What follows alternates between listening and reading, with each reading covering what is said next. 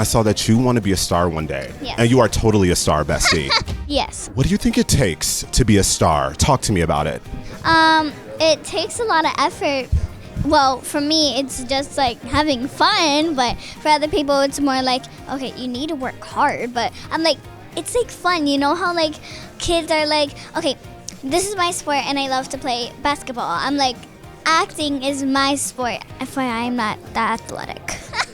Sometimes when I run too fast, I fart.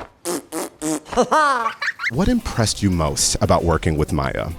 I mean, she was 5 when she booked the role, and she was 6 when she was starting to film it. She finished at 8, and this was her first role. She's one of a kind in the way that she's spirited, she's beautiful, and she is so intelligent, and she's constantly wanted to learn. Her imagination is endless, and I felt like I was consistently learning from her as a coworker, as a person, as a sister. It was wonderful. Absolutely. Maia is a little pro, like out of the box. And I love her family. They are what keeps her grounded and real.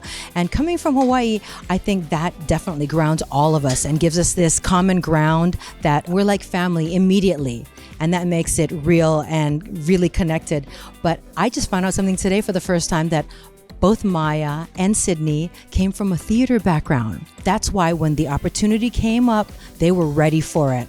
And I wish I had done theater when I was a kid. I mean, I was discovered in a grocery store shopping for, ground beef. And I was like, there's like, oh, can you be perfect for the lead in this film? I'm like, what? I mean, I was, modeling and, thinking I was going to sing in a hotel bar for the rest of my life. But as soon as I got to LA, I went into acting class and learned 10 to 12, 1 to 4, and 7 to 10 every day for a couple years, trying to catch up with something that theater kids would have learned all along. So I wish that I had entered, theater when I was little, and you can see it in Maia and in Sydney that they have the tools. So, I'm just taking notes. You have to be a big girl about this. Got it. We promise. Music is such a huge identity in this film, and I know you're a musician yourself. Yeah. If you were to make a song for the sequel, talk to me about what that song would be about. Ooh. I got you. Ooh. Oh my gosh. Okay, well, I mean, I'm a huge Elvis Presley fan, and I love some soul. So, I mean, I want to kind of incorporate soul and rock in that sort of way. Oh gosh, man. I mean, Aloha Oe pulled at my strings. Oh my gosh, there's so many ideas. Yes. I mean, I think like it would be cool to do a sister song at that point in time, or let's bring around another like surf rock song and then get Nani on that competition or something, man.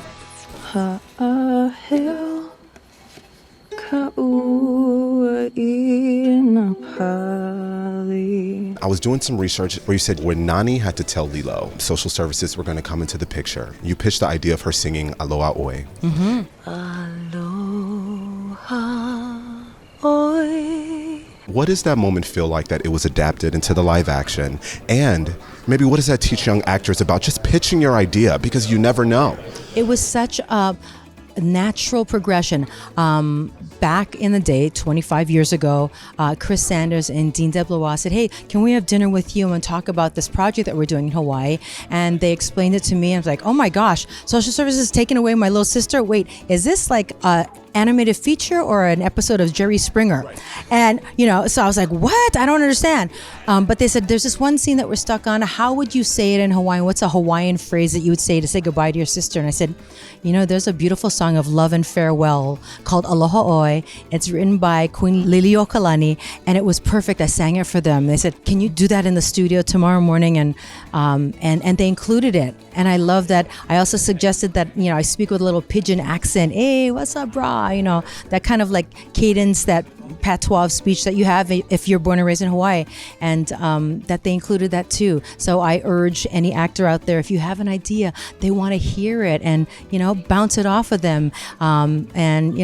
James Cameron, when I worked with him on True Lies, also, I said, hey, what if I do this and this? And he was there for it. So don't be shy, because it's a synergistic art form, film and television. Remember we had the best interview ever with IMDb? Yes. So if we were to do that again, what would you need for it to be the best interview ever? Probably more bubbles.